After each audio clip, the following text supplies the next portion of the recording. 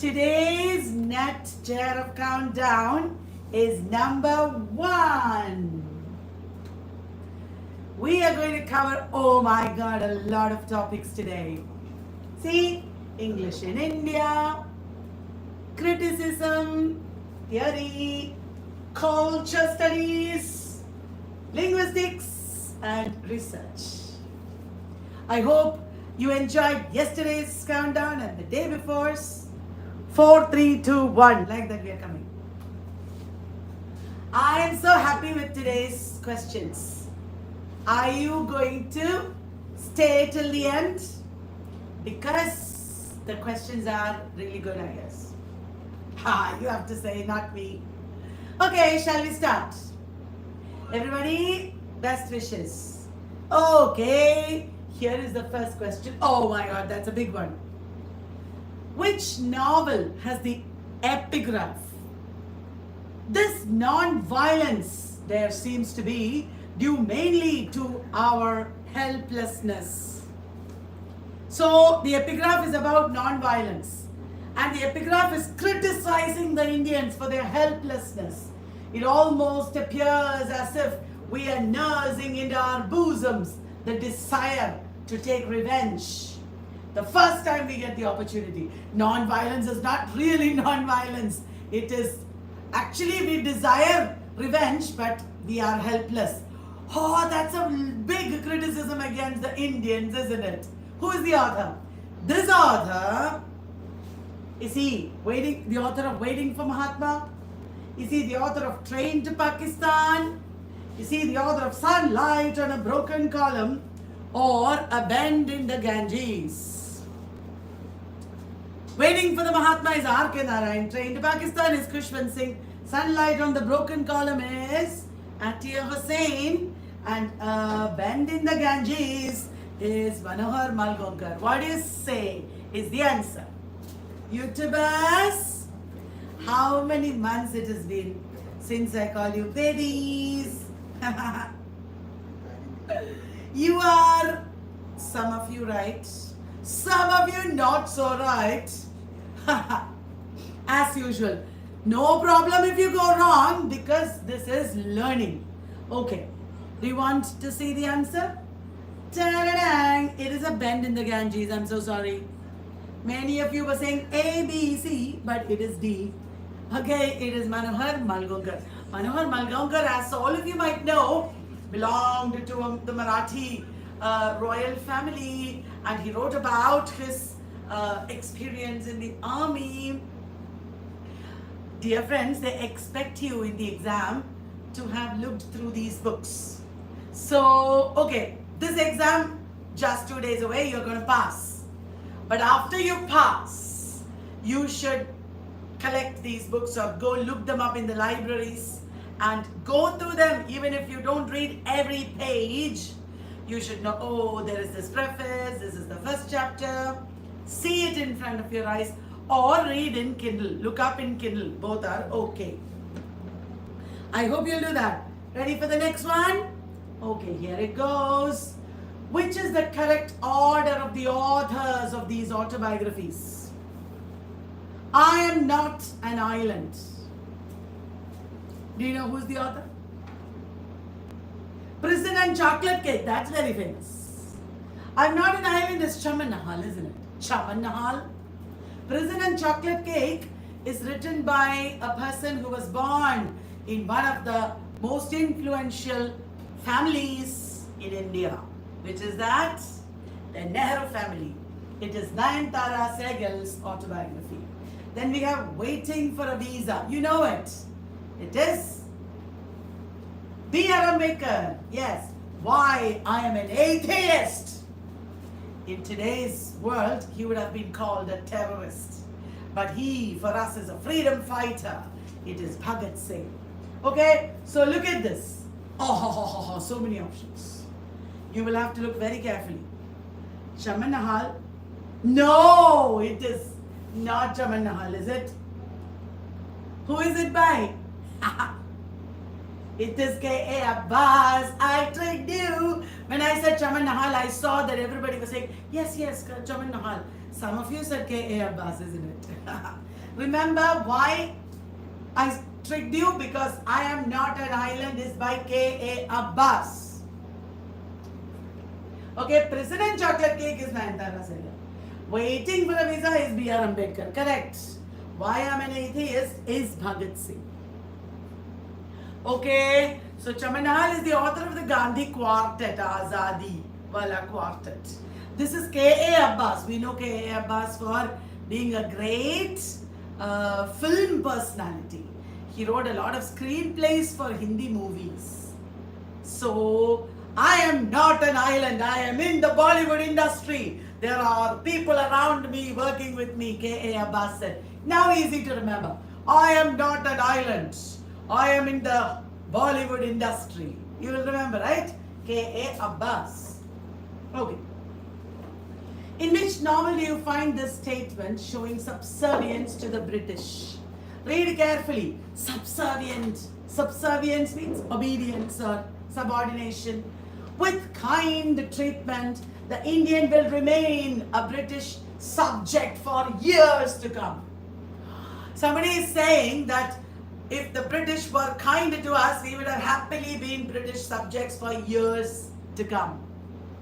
For the matter of that, he will remain so probably after any treatment, but he will show pleasure and pride in being so if treated kindly. That is a strong criticism of Indians.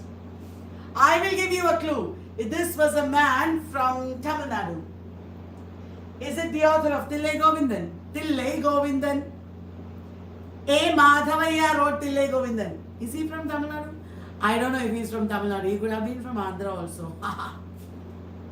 Murugan the Tiller. That is K.S. Venkatramani, surely Tamil Nadu, I think. Anyway, both of them are South Indians. Satyanand. That is also by A. Madhavaya. Prince of Destiny. Who wrote Prince of Destiny? You'll have to look it up. The answer is Tillai Govindan. A. Madhavaya had a son who was also an important novelist. A. Ananta Narayan. No, M. Ananta Narayan. It can't be A because his father's initial is M. Madhavaya's son, M. Ananta Narayan. He wrote Silver Pilgrimage. Tillai Govindan and Satyanand Clarinda, these are by A. Madhavaya. Okay, Lieutenant Panju that they had asked in it. Do you remember? Okay, are you loving this? Did you like the video? Please do that.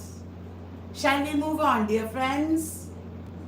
The Religion of Man is an English prose work.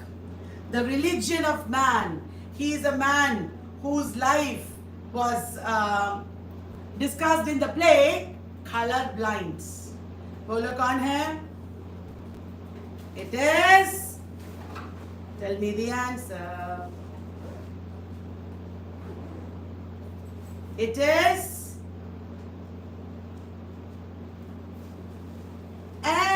Yes. Rabindranath Tagore. The Religion of Man is an English prose work by Rabindranath Tagore. His life is discussed in the play Color Blind. I had told you. Remember? Okay. Raja Ram Mohan Roy? No. Swami Vivekananda? No. But look up these writers. Their works, their lectures, etc. may be important. Okay, here is another big question.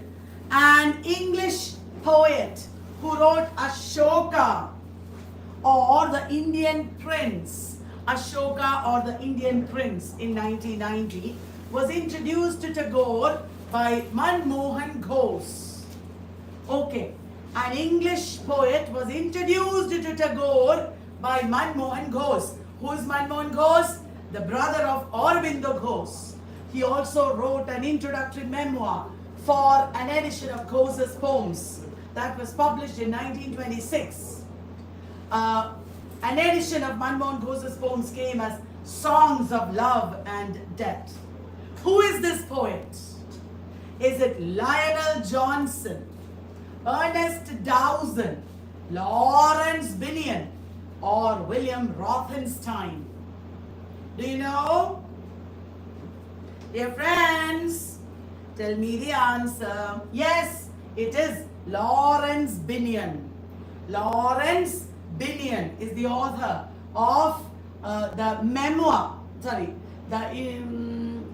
introductory memoir of Songs of Love and Death by Manmohan Ghosh. Is that clear, everybody? Is this helping you? Who depicted Gandhian ideals in the play The Well of the People? The Well of the People. Is it Bharati Sarabhai, Sevantibai M. Nikambe, Bhavani Bhattacharya, or Rajalakshmi Devi? Rajalakshmi Devi, I remember, wrote The Hindu Wife or The Enchanted Fruits. Sevantibai M. Nikambe wrote Ratanbai. So who wrote The Well of the People? I'm waiting for your answers. Yes, dear friends, it is Bharati Sarabhai who wrote The Well of the People. Bharati Sarabhai was a very early writer. 1943 play, it is before the independence. Okay. ये बोलो 1964 novel, ठीक है? 1964 novel opens with the civil disobedience movement of the early 1930s. In the early 1930s, there was a civil disobedience movement. And this novel ends with the partition riots in Punjab. It encompasses the Swadeshi movement, the activities of the freedom fighters. Oh, ये सब है उसमें. The outbreak of the Second World War, the British retreat from Rangoon, everything is depicted here. And the Bombay Dock explosion. Wow, which is this novel that is like a history of pre-independence India? So many things included. Is it Train to Pakistan, A Distant Drum, Azadi, or A Bend in the Ganges? Come on, everybody, I'm waiting for your answers. It looks like I'm boring you. Am I? It is A Bend in the Ganges again. A Bend in the Ganges is a very important novel, as you know. A Bend in the River is by V.S. Naipaul. A Bend in the Ganges is by Manohar Malgaonkar. Yes? Good. Which of these Sahitya Akademi Award winning works and their authors are wrongly matched?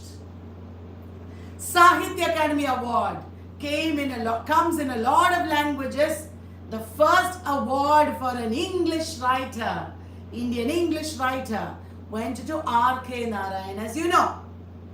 The first poet to win it is Jayanta Mahapatra.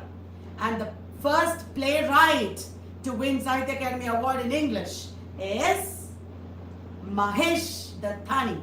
Okay, which of these is wrongly matched? Inside the Haveli, did Rama Mehta write it? Serendip, did Shiv K. Kumar write it? Chronicle of a Corpse Bearer, did Cyrus Mistry write it? Cyrus Mistry is an important Parsi writer. The Trottanama, is it by Alan Seeley? I know that Alan Seeley wrote Everest Hotel. Trottanama is also by Alan Seeley. Chronicle of a Corpse Bearer is by Cyrus Mistry, but Serendip is by Dom Moraes, not Shiv K. Kumar. Okay, Inside the Haveli, as all of you might know, is by Rama Mehta. All right, dear friends, I hope you're enjoying this. Please let me know in the chat. Next question, are you ready? Dear friends, you all know that Indian literature is very important in the exam. English in India and Indian literature are both important. In this last minute, how will you study Indian literature? I would suggest you look up all the major awards. Okay, the Indians who won Sahitya Akademi Award in English, obviously, Gyanpith Award, and also the DSC Prize for South Asian Literature, Hindu Literary Prize, the authors who came to the Jaipur Literary Festival, like that. contemporary writers who have been in the limelight for various reasons. That is very important. And you can also, if you have time, take a quick look at what are the poems that are prescribed in syllabi.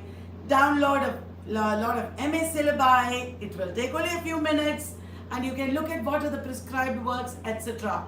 But what is most important is to stay calm. Do not get stressed when you look at all this, but relax. Okay? Very good. Now, the book After Amnesia. After Amnesia is by G.N. Davy. It is a very important work of Indian criticism. What is it about? Is it about tradition and change in Indian literary criticism? G.N. Davy's book has been asked in net before. Is it about post-independence literature in India? Is it about Indian literature in English, just like that? Or about the influence of Indian criticism on the West? What do you think? Which of these is the correct theme of G.N. Davy's After Amnesia? I'm waiting for your answers. Tell me, guys. Meanwhile, I'll take a drink of water. Yeah. It is the first one, tradition and change in Indian literary criticism. Indian literary criticism, written by G.N. Davy, C.D. Narasimhaya, Meenakshi Mukherjee, Harish Trivedi, then Makrand Paranjpe. All these writers and more are there. They are very important. One question from Indian literature, Susi Taru. Yes, many of them are professors in various universities and many of them are translators, and they also wrote about English studies in India. I'm sure you know that already. Okay, next question here. Sahitya Academy's bi-monthly journal. Every important organization has their own journals. Our Sahitya Academy, Kendra Sahitya Academy, also has a journal. What is it called? Is it Indian Review, Indian Literature, Bharat Darshan, or Sahitya Darpan? What do you think? Yes, it is Indian Literature. I know that many of you got that right. Indian Literature is a bi-monthly journal. As you might be aware, the periodicity of these journals is an important aspect. How often, how frequently does it come? That periodicity also you should know. The symbolist movement in literature. Now we are starting with criticism questions. The symbolist movement in literature was a book by Arthur Symons. All of you know that. And it influenced the modernists. W.B. Yeats, T.S. Eliot, everybody was influenced by that book. When was it published? Is that tricky? 1899, 1879, 1861, 1865. Well, you have to think, did it come before the symbolist movement, or during the symbolist movement, or after the symbolist movement? What do you think is the answer? The answer is 1899. The symbolist movement in literature. Who are the major symbolists? Charles Baudelaire, yes. Arthur Rimbaud, Stéphane Mallarmé, Paul Valéry, Paul Verlaine. Yes, they are all important symbolists. Symbolism is an avant-garde movement. Avant-garde movement. Which are the other avant-garde movements? Yeah. Answer me in the chat box. The other avant-garde movements are Cubism, Surrealism, Expressionism, Dadaism, Futurism. Very good. That is right. Very good. So, one of these movements emerged in Germany. Which one? It is Expressionism. I'm asking you because they often ask one question from the avant-garde movements. Okay, one of these movements flourished in both Russia and Italy. Which one is that? It is Futurism. That's right. It is Futurism. All right. Tristan Tzara associated with Dadaism. Tristan Tzara associated with Dadaism appears in a play. Which play? As a character. Let me see if you are telling the answer. Very good. Going, guys. It is Tom Stoppard's. Tom Stoppard's Travesties. Tom Stoppard's Travesties. Very good. There, Vladimir Lenin, James Joyce are all characters. Yeah. Okay, let us move on. Otherwise, you'll be bored. Okay. Which of the following is wrongly matched? Now, this is very easy. This is from your Elizabethan criticism. Totals Miscellany, 1557. Looks like it's correct, isn't it? The School of Abuse, 1582. Stephen Gosson's School of Abuse. What is the year?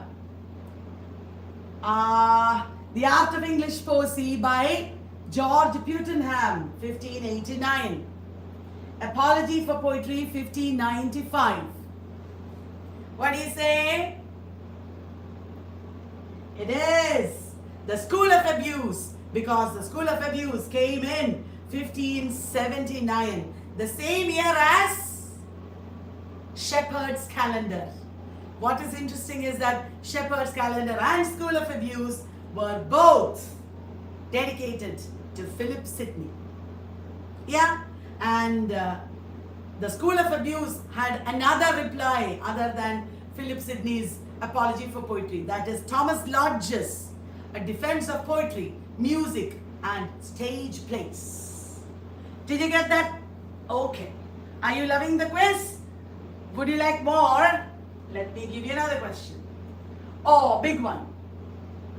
In an essay written in The Spectator, Addison identifies the primary pleasures of the imagination as arising from visible things. So there is an essay in The Spectator where Addison is talking about the primary pleasures of the imagination. The essay is called Pleasures of the Imagination. As arising from visible things, and secondary pleasure as arising from the ideas of our minds that flow from visible objects. He is dividing pleasure between visible and not visible things, primary and secondary. In this view, Addison anticipates whom? Is it Wordsworth, Coleridge, Arnold, or T.S. Eliot? All of you will know the answer for sure because of the words primary and secondary. You know, guys, in the exam, many times they give the clue in the question itself. Really, they give the clue in the question. Only if you are relaxed in the exam hall will you be able to see that clue. Otherwise, you will miss it. So relax and enjoy the exam, right? It is, of course, Coleridge. As you know, Coleridge talked about primary imagination and secondary imagination. Primary imagination is there in everybody. It is involuntary. But secondary imagination is an echo of the former. It is an echo of primary imagination. And secondary imagination is coexisting with the conscious will. The secondary imagination dissolves, diffuses, and dissipates in order to recreate. What do you mean by that? That means when external stimuli come into your mind, the secondary imagination is like a pressure cooker. It completely changes the external stimuli and creates something new out of it. Got that? Okay. So he got these ideas from Immanuel Kant. Coleridge got these ideas from Immanuel Kant because Kant talked about productive imagination and reproductive imagination. Okay, guys, let us move on. Okay, which of the following is wrongly matched again? This one is easy. You all know this. Edmund Burke, Leviathan. Do you think that's right? René Descartes, Discourse on Method. Spinoza, Ethics. Bacon, The New Organon. Which of these is wrongly matched? All of you will say this, I'm sure. Yeah, it is not Edmund Burke who wrote Leviathan. It is Thomas Hobbes. And I have given you the years also here. Okay, Thomas Hobbes wrote Leviathan in 1651. René Descartes' famous book, Discourse on Method. This is where he introduced rationalism. It came in 1637. Before Leviathan, this is the same year as Lycidas. Spinoza's Ethics came in 1677. And Bacon's The New Organon came in 1620. 1620. New Organon, or the new instrument. Novum Organum. As you know, that is another title. The Latin title is Novum Organum. Clear, everybody? What are the 4 idols that Francis Bacon talked about? The 4 idols are the 4 mistakes made by the human mind. He talked about the idol of the cave. The idol of the cave is the mistakes made by the individual. The idol of the tribe, that is the mistakes made by humanity. The idol of the marketplace, that is the mistakes made in conversations or communication and transactions. Then we have the idols of theater, that is the mistakes made by theories, by philosophies itself. Alright, very good. Okay, Thomas Hobbes' Leviathan was a very important book of political philosophy. J. Hillis Miller. You all know J. Hillis Miller. He was a prominent member of the Yale School. Look at this question. J. Hillis Miller talks about Thackeray, Dickens, Anthony Trollope, George Eliot, George Meredith and Thomas Hardy in the book Dash. Even if you don't know any of these titles, you can guess it, so don't panic. The ethics of reading, the form of Victorian fiction, fiction and repetition, 7 English novels, Victorian subjects. Oh, difficult to guess, eh? It is the form of Victorian fiction, 1968. You all might know J. Hillis Miller is the author of The Critic as Host. The Critic as Host. It was a reply to Emma J. Brahms's The Deconstructive Angel. You are going to get some of these questions in the NET exam. Relax and enjoy till the end.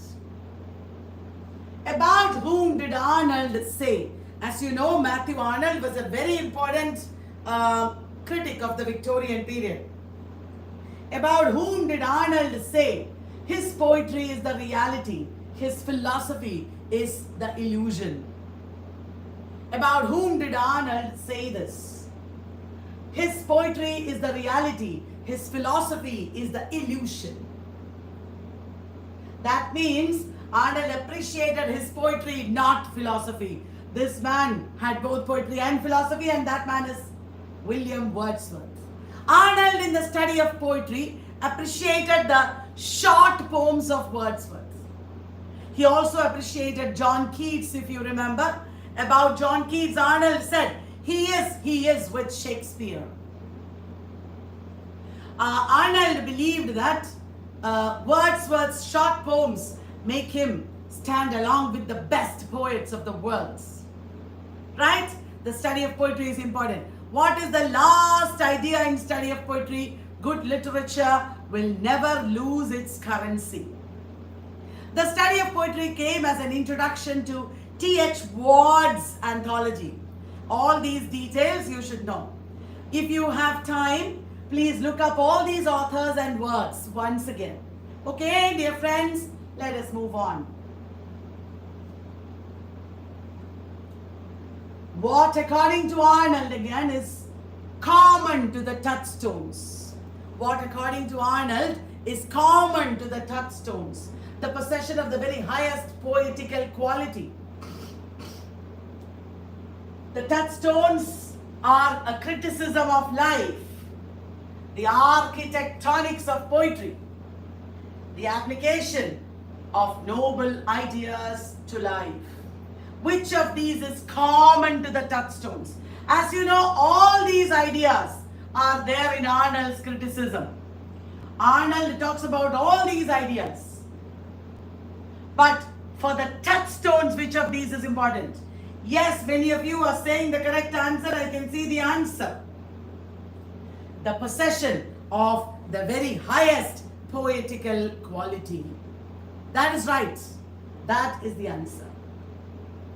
The touchstones. Which are the touchstones that Arnold recommended? Excerpts, not the full poems, but excerpts from the poems of Homer, Dante, Milton, and Shakespeare. Homer, Dante, Milton, and Shakespeare. Those are the touchstones.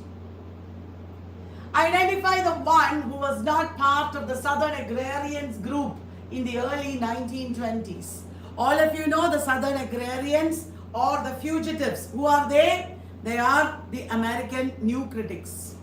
The Southern Agrarians or the New Critics.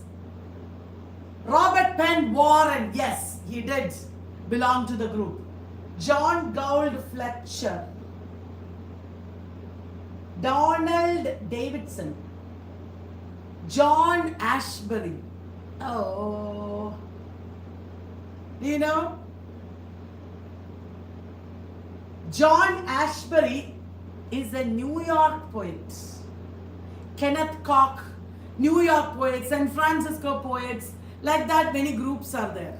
You should look them up because one question can come from such groups also. Right? So I'm just drawing your attention to this. The Southern Agrarians and such poetic groups and movements are important. They can ask you questions like this, they always do. Alright? Okay. Among the Southern Agrarians or the New Critics, who wrote the New Criticism? Silly question, you all know that. It is J.C. Ransom. J.C. Ransom wrote the New Criticism. Very good. And then among the Southern Agrarians, who wrote about tension in poetry? Who wrote about tension in poetry? Tension. It is Alan Tate. Alan Tate. Okay. Dear friends, I don't know if you are enjoying this session. I know that there are limitations in relation to lighting and things like that. We are not professionals yet. I will buy a DSLR camera and do this properly for the next exam. This time just 2 sessions. I'm just trying it out on my own phone. So if there are any limitations, please forgive us. Okay. Who propounded the idea of distant reading? All of us know that there is something called close reading. The New Critics practiced close reading. Now, who propounded distant reading? Close reading is New Critics. Distant reading, is it Derrida, Wolfgang Iser, Franco Moretti, or Stanley Fish? Bolo, bolo. You all are thinking, okay, never heard of Franco Moretti, so let me choose that, and that is the answer. Franco Moretti, this man talked about distant reading. Distant reading means not closing in on the text. Not closing in on the text, but reading about the context also. Opposite. Okay? Good. Who is the author of the essay on Milton's versification? Do you have any idea? On Milton's versification. Is it Matthew Arnold, William Hazlitt, Charles Lamb, or F.R. Lewis? It is William Hazlitt. So many people have written about Milton. Who's the author of Milton's God? Milton's God. Milton's God is by William Emerson. Milton's God, William Emerson. Surprised by Sin, the reader in Paradise Lost. All of you might know it is Stanley Fish. Milton's Grand Style. It is by Christopher Ricks. Okay, good.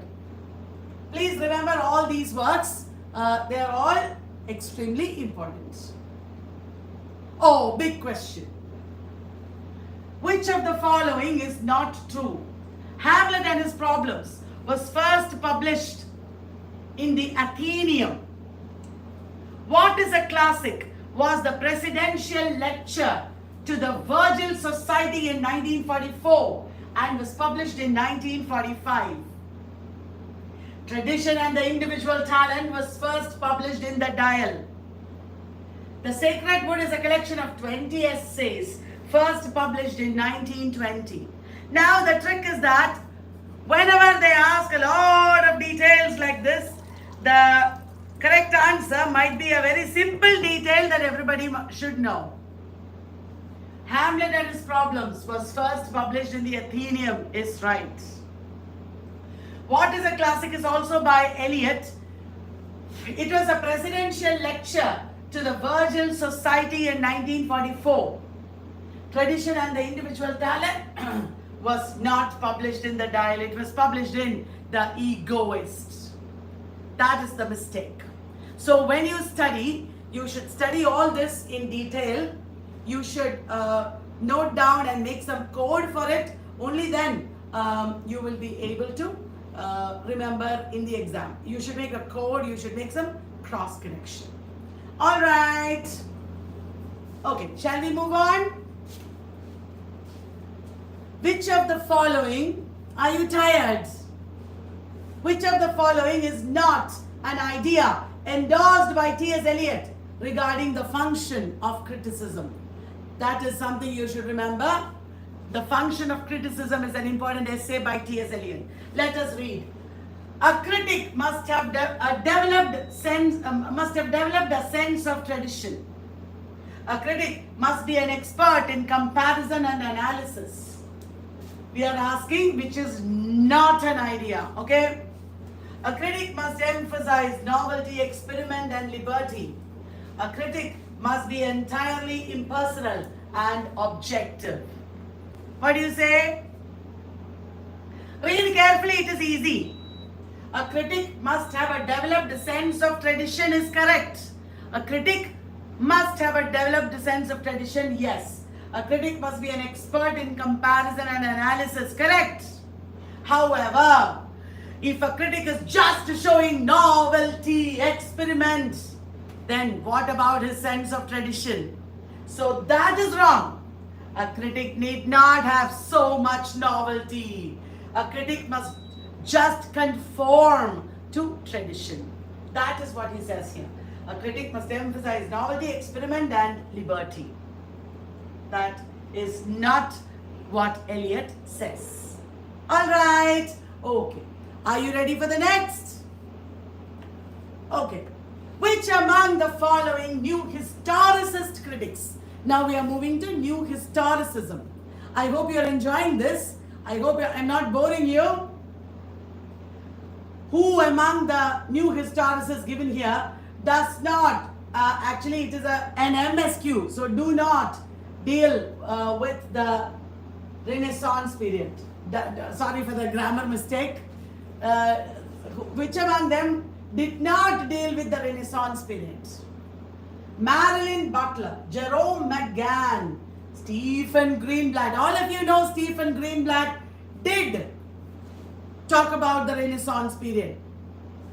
He wrote The Renaissance Self-Fashioning. Or is it Louis Montrose? It cannot be 3. 3 is out of question. So, no. So what is the answer? It is 1 and 2. Both Stephen Greenblatt and Louis Montrose did talk about Renaissance, but Marilyn Butler and Jerome McGann did not. So, in such cases, you should trust your intuition. We know Stephen Greenblatt and Louis Montrose, and they have written about Renaissance. So, this is actually a simple question. Okay? Every question need not be so difficult and testing your out of the world knowledge. Some are just simple questions, but asked in a slightly difficult way to stress you out. Right? Okay. Shall we move on? I hope you have liked the video. It means a lot to us. We have done a lot of work for this and it means a lot when you appreciate us. Thank you. In the Lacanian real phase, the human being is dominated by what? Look at this. In the Lacanian real, is it need, or is it demand, or is it desire, or is it ideology?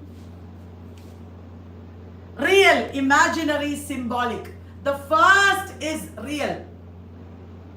The first stage is real. Real is the stage when the child does not know anything. Okay? The second stage is imaginary. That is when the child is starting to get a self-impression. And then we have the symbolic, when the child talks about himself in language. In the real stage, when the child does not know anything, is it need, demand, or desire? Of course, it is need. In the imaginary stage, it is demand. And in the symbolic stage, which is our stage, it is desire. I want that sari, I want that iPhone, I want that job. You know, like that. It is desire. Is that clear, everyone? Okay, let me see what you're saying in the chat. Thank you, guys. Very good. Okay. The role of the reader. Have you heard of the role of the reader? The role of the reader is a work in reader response theory. Do you know reader response theory emerged in America? At the same time, reception aesthetics emerged in Germany. Who are the people associated with reception aesthetics? They are Hans Robert Joss and Wolfgang Iser. Reader response criticism, Harold Bloom, Stanley Fish. These are all sure shot critics. One of these critics will be asked in the exam. Now, the role of the reader, is it by Stanley Fish, Wolfgang Iser, Umberto Eco, or M.H. Abrams? I will give you a clue, dear friends. It is an author whom you will not expect. But you are already saying the correct answer, I can see. It is a man who also wrote a book on writing a thesis or dissertation. He is a semiotician. He is the author of a historiographic metafictional novel called The Name of the Rose. It is our Umberto Eco. Umberto Eco wrote The Role of the Reader. Okay guys, it's almost 1 hour. You should also drink water. Umberto Eco is Italian. Okay, you might already know other important Italian writers. European literature is important. They always ask about 2 Italian writers in the exam. They are, tell me in the chat box. They are Italo Calvino and Luigi Pirandello. Okay, in which work of Italo Calvino do you see the conversation between Kubla Khan and Marco Polo? It is the novel Invisible Cities by Italo Calvino. You all know that Italo Calvino's If on a Winter's Night a Traveler is also very important. And in Italy, you should also remember Futurism. And Filippo Marinetti wrote the Futurist Manifesto. You should also remember Italian neo-realism. Vittorio De Sica's Bicycle Thieves is a movie that is very important in Italian neo-realism. There are lots of Italian filmmakers who are very important. Federico Fellini, then Pasolini. Pasolini wrote a trilogy of movies. Do you know what are the famous 3 movies there? Arabian Nights, The Canterbury Tales, and Decameron. These are the 3 movies in Pasolini's trilogy. So these days, film studies is prescribed everywhere, and film studies is also an important component in MA as well as NET.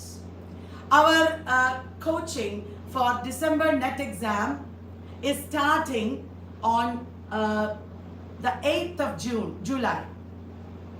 This time we have even better paper 1 and paper 2 packages.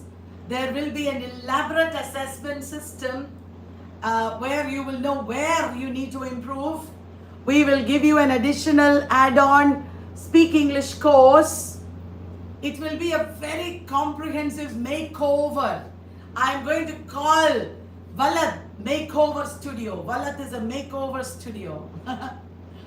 So I would strongly suggest that if you are beginners and people who are struggling with this subject that is as vast as the Pacific Ocean, you should join our course. I am saying this with confidence. I guarantee that you will completely have a new career. Not only just pass an exam. This exam, of course, will become so much more approachable and reachable. Thank you for listening to me. Now let us move on. Arrange the following in the correct chronological order. Okay, elements of semiology, course in general linguistics, the death of the author, and mythologies. All these are works of structuralism. Roland Barthes, Ferdinand de Saussure, but you should know when these were published. Take a look at it, and it is better you write on a paper.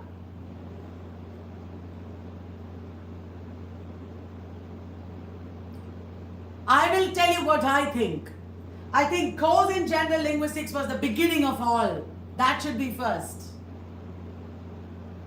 Dear friends, in match the following that you get in the exam, many times if you know one option or one of those, you will get the answer. It is like that, so don't panic. Okay, you want to see the answer, I'm sure. Elements of semiology, 1964, but course in general linguistics was so long ago, 1916. Remember, Ferdinand de Saussure lived before that, 1916. This book was posthumously published. And you should also remember that it is so much later, after the Second World War, that our Roland Barthes and Claude Lévi-Strauss started structuralism. So definitely course in general linguistics should be first. And then elements of semiology. It is after elements of semiology that death of the author came. But before that there is mythologies. Remember now? Course in general linguistics. Then mythology is 1957. Elements of semiology is 64. And death of the author is 1967. As you are aware, death of the author marked the end of Roland Barthes' structuralist phase. It was in the same year that Derrida's of grammatology, writing and difference, and speech and phenomena also came. 1967 was a very important year. Roland Barthes, Lévi-Strauss, Derrida, they all contributed to a journal. Which is that journal? It is Tel Quel. Tel Quel. Because I'm explaining too much, do you like it or is it boring? I need to know. I'm sure a lot of you are enjoying. Thank you very much. Okay, shall we move on? The ethics of ambiguity. The ethics of ambiguity is the articulation of an existentialist ethics that is partly influenced by Sartre, Hegel, Husserl, Marxism and psychoanalysis. Who is the author? The Ethics of Ambiguity is by, sorry for the grammar mistake. The Ethics of Ambiguity. Is it Albert Camus, Heidegger, Simone de Beauvoir or Gertrude Stein? I hope none of you is getting worried. I'm only giving you extra points. You can just listen to it. Get once more look at it if you can. Do not get stressed. Don't try to memorize. Okay? You will remember in the exam. The Ethics of Ambiguity. Did you look up everyone or did you answer? Okay. It is by Simone de Beauvoir. Remember, Simone de Beauvoir was the live-in partner of Jean-Paul Sartre. And Simone de Beauvoir was a feminist and an existentialist philosopher who wrote The Second Sex. And Ethics of Ambiguity is an articulation of existentialist ethics. So when we see existentialist, you should know it is Simone de Beauvoir or Albert Camus. And she was influenced by Sartre, Hegel, Husserl, Marxism and psychoanalysis. As you know, all these such detailed philosophical critical works were not written by Albert Camus. He only wrote a few works. What are the works by Albert Camus? The Outsider, then The Stranger or Outsider, The Plague, The Rebel. There are other works by Simone de Beauvoir. There is a work she wrote about being a dutiful daughter. So please look up extra also on these writers. Alright. Do you remember the works of Jean-Paul Sartre? What are the works of Jean-Paul Sartre? He wrote a lot of works. He wrote a novel, Nausea. Yes, he wrote a non-fiction book, Being and Nothingness. Then he wrote plays, The Flies. Then No Exit. Yeah. He wrote an autobiography called Words or Moths. Albert Camus also wrote a play, famous play called Caligula. And of course, the myth of Sisyphus, as many of you are saying. The myth of Sisyphus. Okay, very good. Gertrude Stein was a contemporary of the Images. She was herself a writer, a poet, and she was an art collector. Gertrude Stein famously said, a rose is a rose is a rose is a rose. I know you remember that. And she told Ernest Hemingway, you are all a lost generation. Thus, the term lost generation stuck to Hemingway, John Dos Passos, E. Cummings, T.S. Eliot, F. Scott Fitzgerald. Hemingway put that statement, you are all a lost generation. That statement was the epigraph of his Sun Also Rises. The Sun Also Rises. Hemingway, as you know, wrote a lot of novels and short stories. Won the Nobel Prize in 1954. There are so many works, important works by Hemingway and F. Scott Fitzgerald that you should know in the exam, complete with the years of publication. Don't tell me I didn't warn you. Okay, shall we move on? If you are tired, take a drink of water. Who of the following did Simone de Beauvoir call the first woman to take up her pen in defense of her sex? The first woman who started writing in defense of other women. Is it Sojourner Truth, Christine de Pizan, Mary Wollstonecraft, or Sappho? Tell me. I can't be Mary Wollstonecraft because there were many women before her who wrote, isn't it? Sojourner Truth is also 19th century only. How can she be? Or 18th? Even then, she's not that old. She's a slave, American slave. Remember? Sappho. Oh my God. She was old. But Simone de Beauvoir called Christine de Pizan. Christine de Pizan. That is the lady whom she called the first feminist who wrote for other women. Did you know that? Okay. Ta-da-dang. Let me ask you an additional question. What is the work written by Sojourner Truth? It is Ain't I a Woman? And who wrote the book Ain't I a Woman?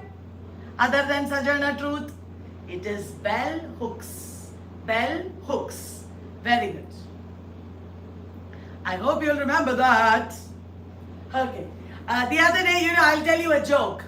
In our mega revision class, mega revision comes at the end of the paid course. Marathon revisions for all the students. Hundreds of people attend. It's such fun. And in the mega revision, I said, who coined the term imperialist, white, supremacist, patriarchy? There is one term like that. Imperialist, white, supremacist, patriarchy. I was doing this like Pooja Bell. Nobody said. And then I said, imperialist, white, supremacist. I was showing hook. Everybody said, oh, bell hooks, bell hooks. That was a joke. Do you remember what is the term coined by Zygmunt Bauman? Yesterday I said, Zygmunt Bauman, it is liquid modernity. The guy standing in the corner coined what term? Guy standing. Precariat. Precariat. Remember that. Okay, coming to our next slide. Are you tired, guys? Don't be tired. This is only half time. The will to change. That is what we should have, dear friends. The will to change. Men, masculinity and love. It is an excavation of patriarchy's devastating effect on the male psyche. Patriarchy, dear friends, has a devastating effect not only on women, it has a very bad effect on men also. Who said this? In The Will to Change, Men, Masculinity and Love. I will give you a clue. It is a woman whom we have been talking about. It is a woman whom we have been talking about. It is Bell Hooks. Oh my God, Bell Hooks has written so many works. So many works about race, about feminism, about postcoloniality and blackness, and also about liberationist pedagogy. Liberationist pedagogy. She wrote Teaching to Transgress.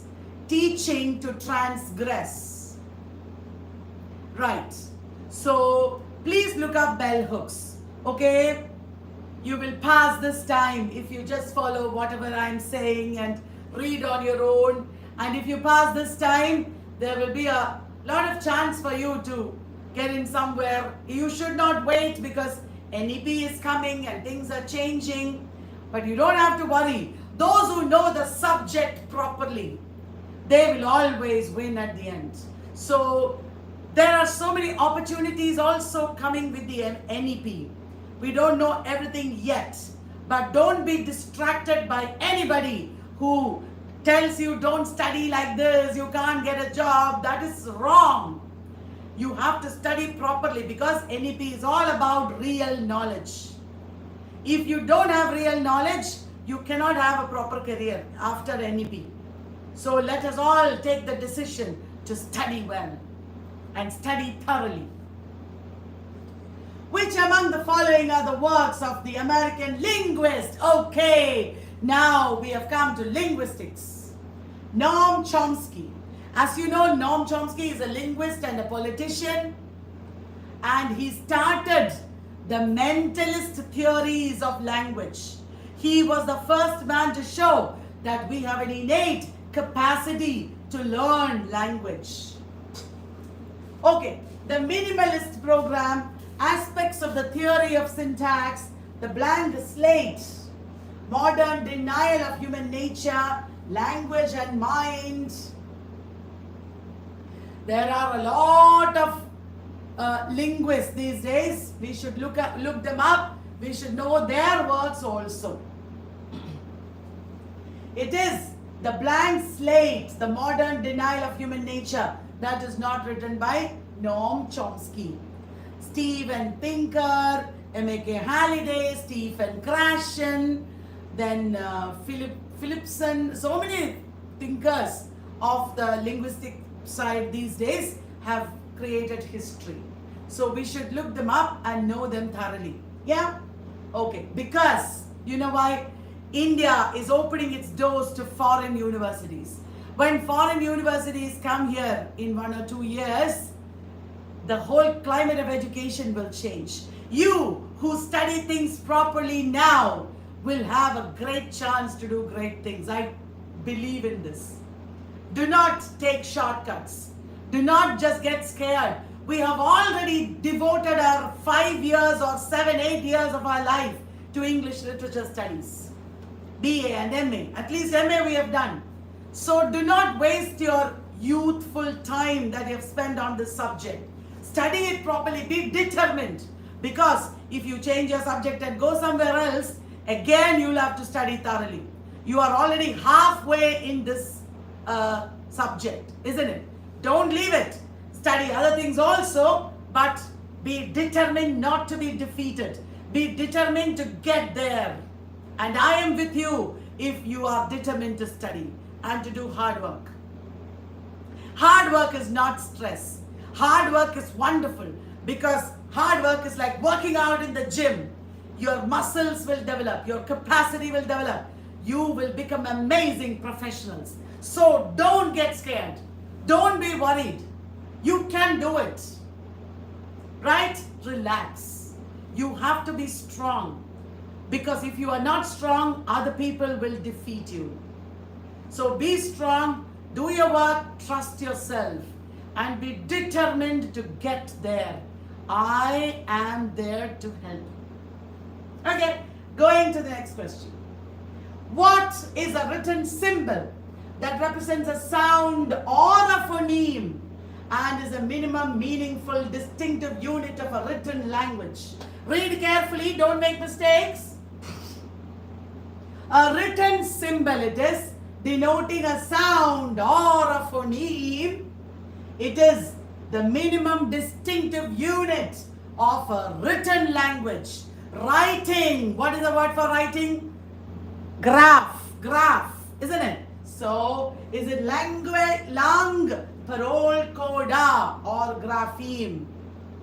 The minimum meaningful distinctive unit of a written language is grapheme. Grapheme. There are many such words. Lexeme. What is lexeme? Lexeme is the unit of a dictionary. The minimum unit of a dictionary is lexeme. Got it, guys? Can I drink some water? Yeah. Did you see my cup? It says, "Still I rise." Ta-da-dang! It is our Q-Sharp cup. Whenever we get depressed, we drink water in this cup, from this cup. Ha ha. Okay, are you ready for the next? Here is your next question. Oh my God, it is about the theory of translation. Don't worry, we will study that also. The theory of translation based on the recognition that each text is produced for a specific purpose. The idea in this theory is that each text is produced for a specific purpose and should serve this purpose. Was developed by Hans Joseph Vermeer. Vermeer is a painter, isn't it? No, this is another Vermeer. What is this theory called? The theory of translation it is, which means that each text is produced for a specific purpose. Translation is done based on the purpose of the text. Is it Scopus theory, traductology, equivalence, or cultural translation? I know that you cannot guess if you don't know, so I will tell you it is Scopus theory. Now, all of us know what is Scopus theory. You should understand one thing. I also did not know. I'm learning with you. Okay, don't worry. It is not like I know everything and I'm standing here and you don't know anything. Nothing like that. We are learning together. We are always learning. So don't get stressed. It is wonderful. Scopus is the theory of translation based on the idea that every text is produced with a purpose. What is the purpose of this text? Based on that, translation is done. Is that clear, everyone? Great. Okay. Can we move on? I do not know how to explain all the other ones, but they're all there in the internet. You can easily find out if you want. Dash are words which differ only in one phoneme. Words that differ only in one phoneme. For example, pit and bit. Pit means a big hole. Bit means what the dog does or the snake does. Pit and bit, they have only difference in one phoneme. Are they called homophones, homonyms, semi-vowels, or minimal pairs? Very easy, even a child will answer. They are minimal pairs. I'm just reminding you, look up these terms, they might ask you. Right? And when you study, listen to the word. Homophone means same sound. Like that, there are clues in the word itself. Okay, good. Next question. What is phonotactics? Some tactics it is, we know. Phonotactics. Okay, I will read the options for you. It studies the structure of syllables in terms of both phonemes and morphemes. It studies the structure of syllables in terms of both phonemes and morphemes. Wait, let us read again. Studies the structure of phonemes in terms of the context of occurrence. I think context is there. Studies the structure of syllables in terms of phonemes. C is the answer. C is the answer. देखो. So, phonotactics क्या है? देखो. Studies the structure of syllables. Syllables have a structure. They are arranged in a particular structure. And how is phonotactics studying the structure of syllables? In terms of phonemes and in terms of their context of occurrence. In that context, this phoneme is making this syllable and syllables are arranged in a particular way. That way, when you study language, it is called phonotactics. Will you remember? Very good. You should become independent scholars. I know many of you are. I'm talking to the beginners here. By reading on your own. All of you have read a lot. You're all amazing people. When I talk in a slightly advising manner, don't take it bad because I'm not talking to everybody. I'm talking to those people who need that advice. So read extra, look it up in the internet, study on your own. Don't wait for somebody to come and teach you. You should do your own research-based reading. Okay, very good. So did you understand phonotactics? Studies the structure of syllables in terms of phonemes and their context of occurrence. Okay, good. Next one. Dash is the act of saying something to communicate something else beyond the literal meaning. Saying one thing, meaning something else. It is there in Sanskrit also. It is there in figures of speech also. Is it implicator, syncope, metathesis, or elision? It is implicator. It is like vakrokti, etc., suggestion. You say something but you mean something else. And it is like irony, isn't it? It is like irony. Remember I said yesterday, I have to be kind to Claudius. That means I have to be cruel. That is irony. Remember? Yes. So, implicature. Similar to the word implied. Implied author. Who talked about implied author? It was Wayne C. Booth. Who talked about implied reader? Stanley Fish. Isn't it? Informed reader is also there.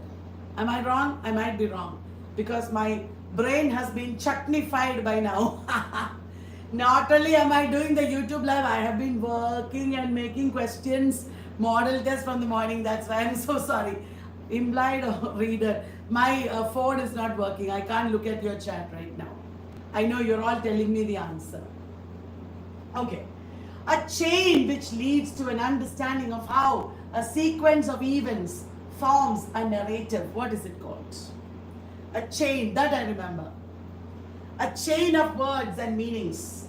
It leads to an understanding of how a narrative is formed. What is it called? Is it syntagm, paradigm, lang, or synchrony? In a sentence, you chain words together. You chain ideas together. That is called a syntagm. That is where Saussure coined the term syntagmatic from. Saussure said that language has been traditionally studied in a diachronic manner, and it is like paradigmatic axis. Paradigmatic and diachronic are both vertical axes. Saussure gives importance to syntagmatic axis or the horizontal.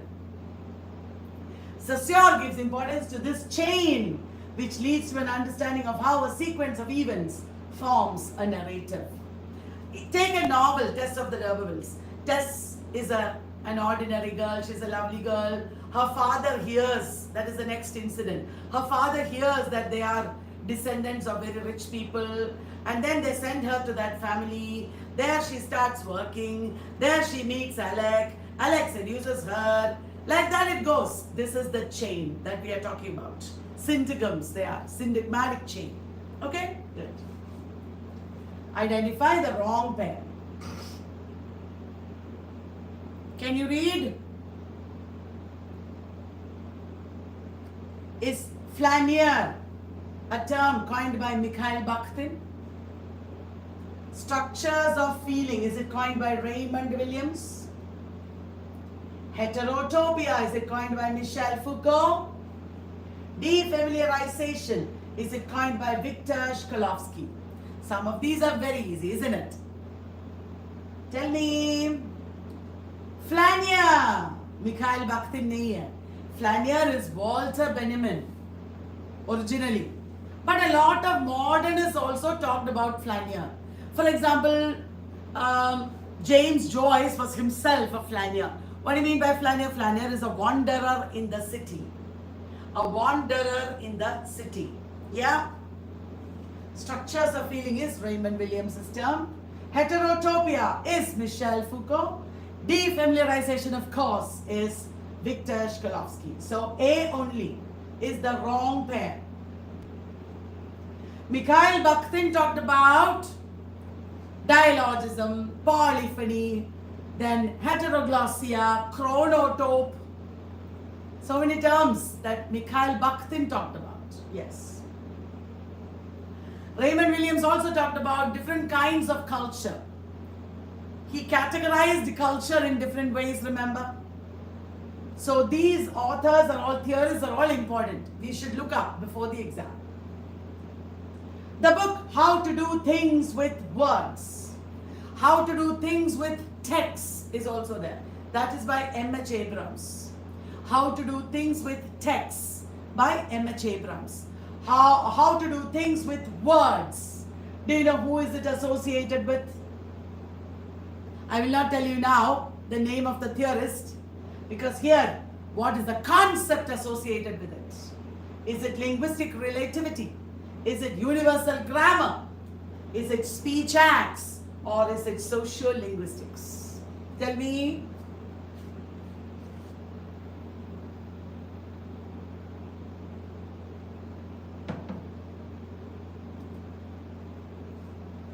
It is, you might know already, how to do things with words is associated with speech acts.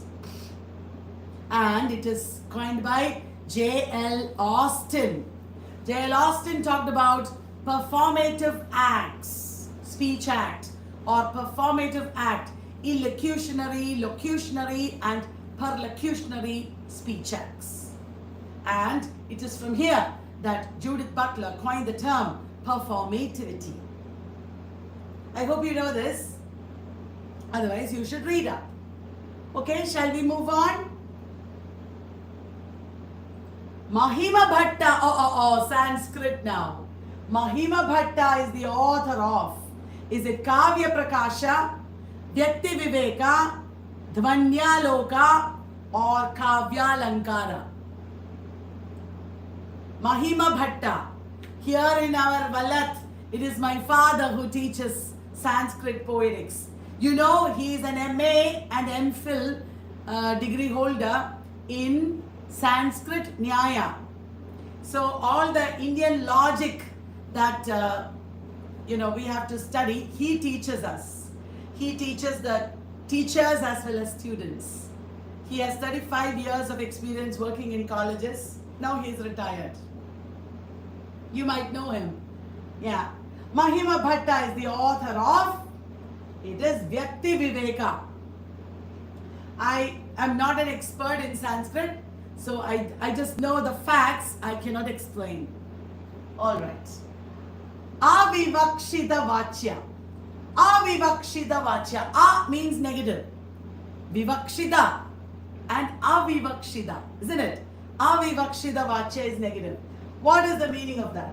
Where the literal sense dominates, where the literal sense is not even intended, where the suggested sense is inferior to expressed sense, where there is no suggested meaning. This is easy even if you don't know. From the Sanskrit word, you will be able to guess. Okay, give the answers, please.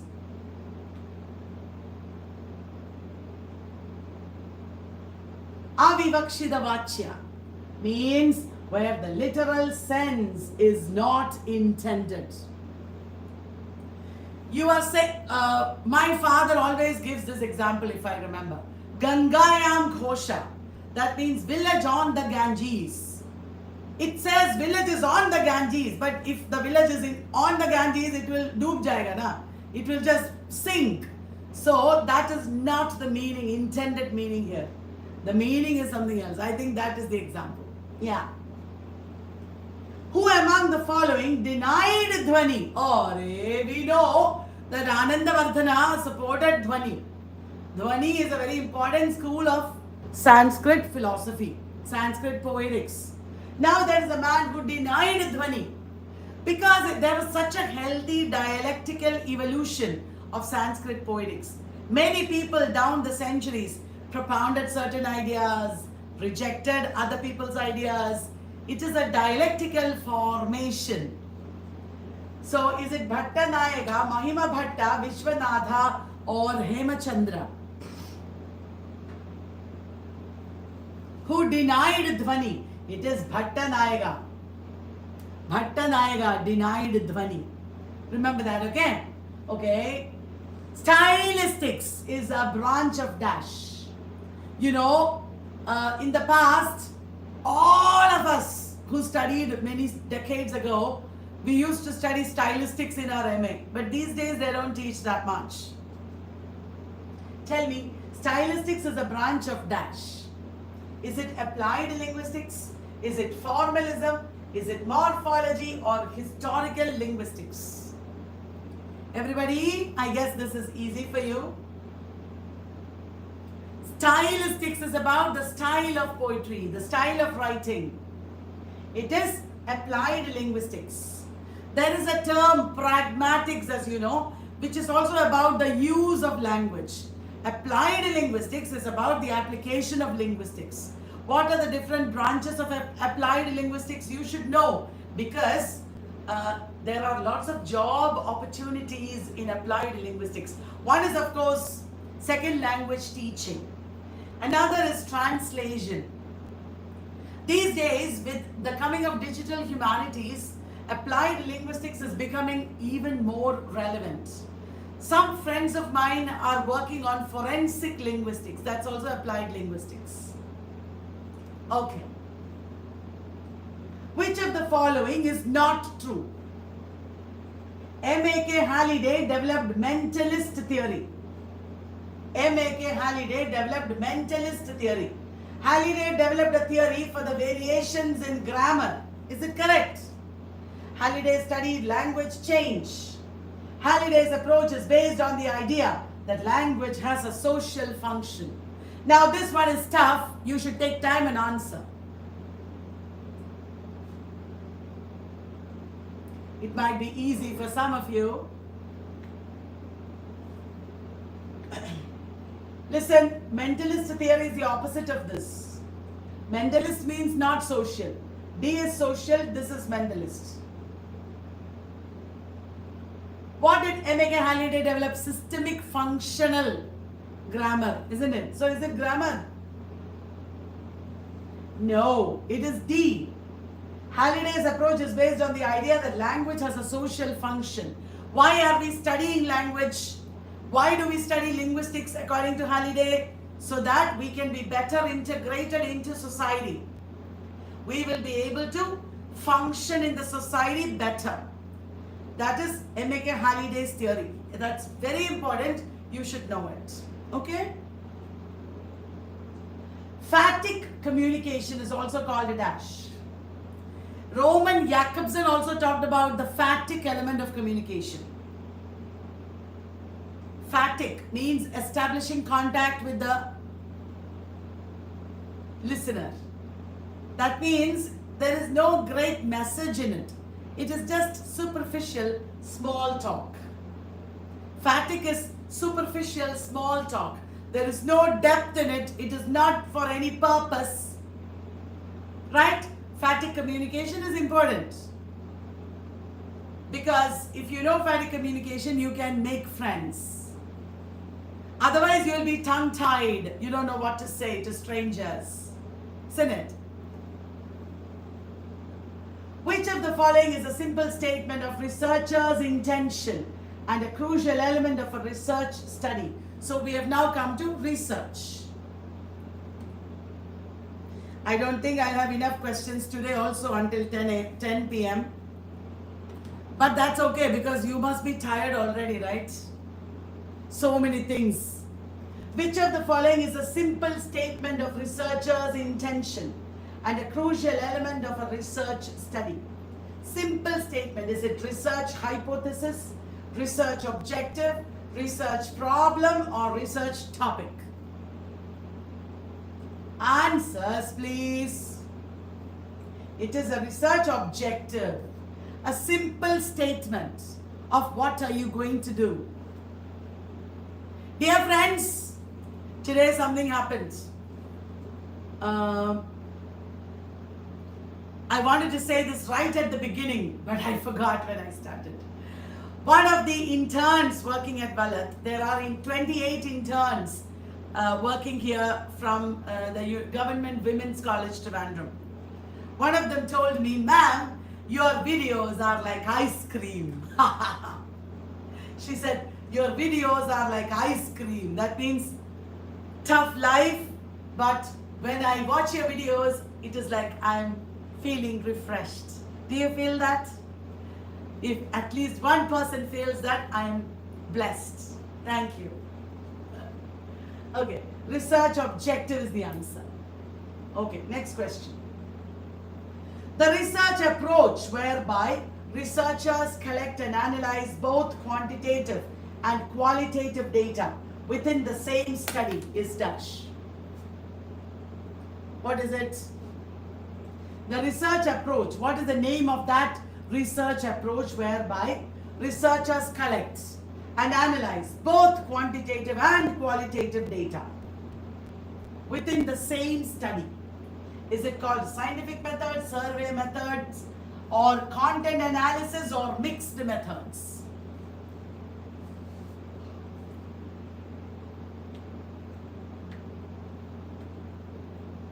both quantitative and qualitative. Are you getting it? It is mixed methods. Mixed methods is a very common way in which you approach your subject. Are you feeling like ice cream? Some of you might be feeling like ice cream. What is the difference between ice cream and ice cream? In linguistics, what is the difference? The difference is juncture. Where you stop in pronunciation, that is called juncture. Okay? A green reading of a text does not aim at analyzing the implications of a text for environmental concerns. Read carefully. Deconstructing human exceptionalism. Studying connections between humans, society, and the non-human world. Identifying the uses of nature and how it can be represented in literature and art. Which of these green reading of a text does not aim at analyzing the implications of a text for environmental concerns? Yes. Deconstructing human exceptionalism. Human exceptionalism means we are exceptional. We are above everything else. Green reading is deconstructing it. Studying connections between human society and the non-human world. Yes, D is not there in green reading of the text. D is not there in the green reading of the text. I think this is the last question. Yes. So, thank you very much, dear friends. I hope you enjoyed this session. Now, this is the last session before the exam. I'll just come on a video to say goodbye, all the best. But I won't be teaching you before the exam.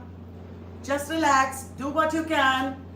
Revise all these a little bit. Do not try to memorize and do superhuman things or anything. Just sleep well, eat well, relax. Tell yourself positive things. Yes, yes, yes, yes, I will pass. Okay? And do not worry too much into the future. Don't mess up your careers by thinking too much and doing wrong things.